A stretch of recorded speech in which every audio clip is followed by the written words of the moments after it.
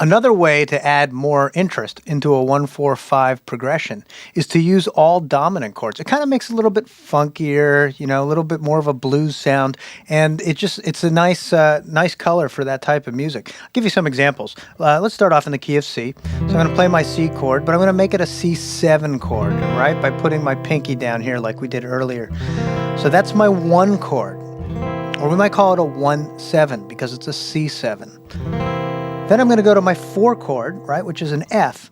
But in order to make it a 7, okay, so I'm making it, it's going to get confusing, a 4-7, my F7, I'm going to add my pinky here. This is not a very comfortable chord to play. So it's actually playing a 1-4-5 in the key of C like this is not all that common, probably for that reason. But anyway, that's my 4 chord in the dominant 7 quality. It's a dominant 7 type chord. Back to my 1 chord with the dominant 7 there. And then the G7. The G7 is my 5 chord as a dominant 7 chord. So that's my 5-7. Got that? So I've got my 1-7. That's my C. I've got my 4-7. That's my F7. And then I've got my 5-7, which is my G7. Now again, sometimes you might see this as somebody tells you they want to play a 1-4-5 blues. Well, it's probably appropriate to play the dominant 7 chords. That's probably what will sound best. Let me give you some examples. Let's go into a different key that's a little bit more guitar friendly. Let's take an A chord, right? And let's make it an A7. There we go. So there's my A dominant 7 chord. Then I'm going to go to a D7 chord, right? Very similar to the D chord. But I'm taking this note right here and I'm dropping it down 2 frets. And in order to do that, I have to re-finger. So there's my D7. That's my 4 chord in the dominant style. And then back to my 1 chord, the 1-7, the A. And now my 5 chord is going to be E. And I'm going to lift up that 3rd finger in order to make it a 5-7. That's my E7. So I've got A7, D7, and E7. It's a little bit bluesier, a little bit rock, kind of blues rock sound. So for example, well, she was just 17, and you know what I mean, and the way she looked was way beyond compare.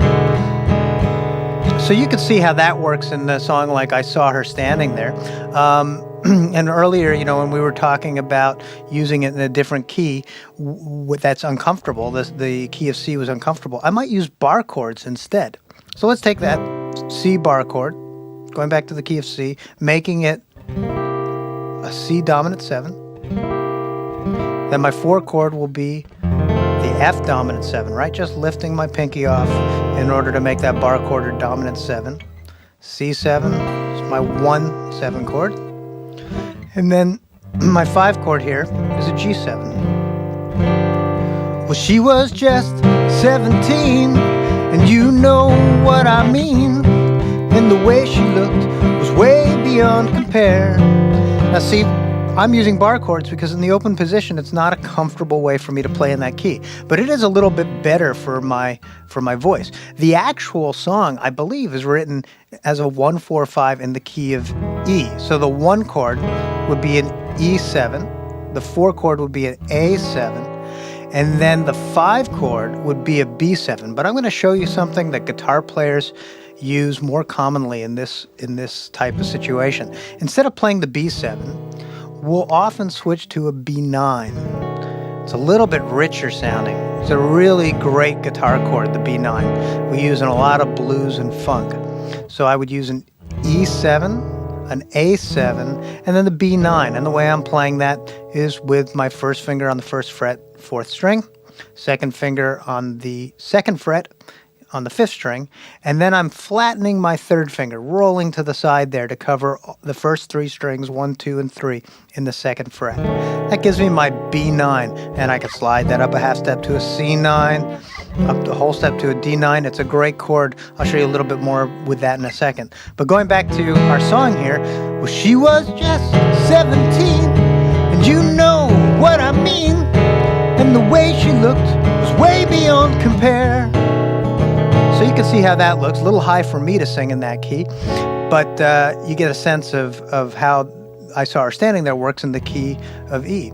Or, Stevie Ray Vaughan did a nice version of Mary Had a Little Lamb where he starts on the 4 chord, right? On the A7 chord. Since we're talking about the key of E, that's the 1 chord. A is our 4 chord. Well, Mary had a little lamb whose fleece was white as snow. Go up to that B9. Everywhere that Mary went, that little lamb was sure to go. And I'm using for a strumming pattern just some ups to create a little bit of a anticipation.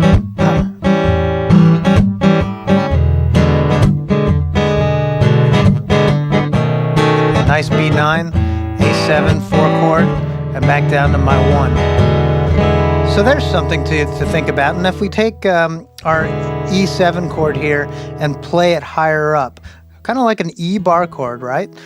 This would be an E7. But again, with this 5th string root, a lot of times we're going to take that dominant 7 chord and make it a dominant 9, right? Just like I did with the B. B to C is a half step, C to D is a whole step, D to E is a whole step. There's my E9, and you've heard this in a lot of funk tunes.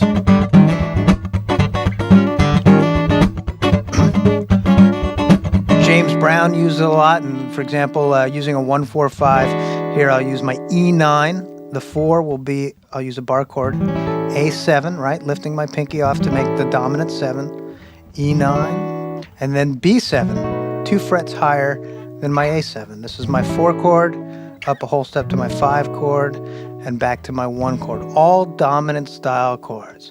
I feel good. I knew that I would. I feel good. I knew that I would. So you see what I'm doing? I'm actually just taking those chords and I'm sliding them a half step just to give it that character that James Brown used in that tune. So I'm just going down a half step and back up. Same thing with the A7 with the 4 chord. Back to the 1 chord. 5 chord.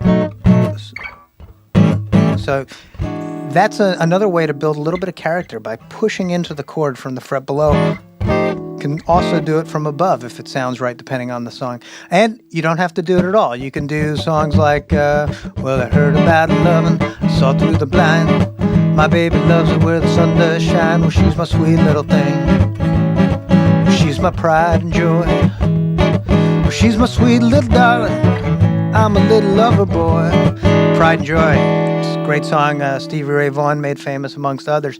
So that gives you an idea of some things that you can do to spice up a little bit, blues up, make it a little bit more funky with the 1-4-5 by using all dominant chords, whether you're using the dominant 7s in a bar chord or in an open form, or whether you're using some of those funky 9 chords. You can have a lot of fun and create a lot of different kinds of spice to put into your 1-4-5s by using these dominant chords.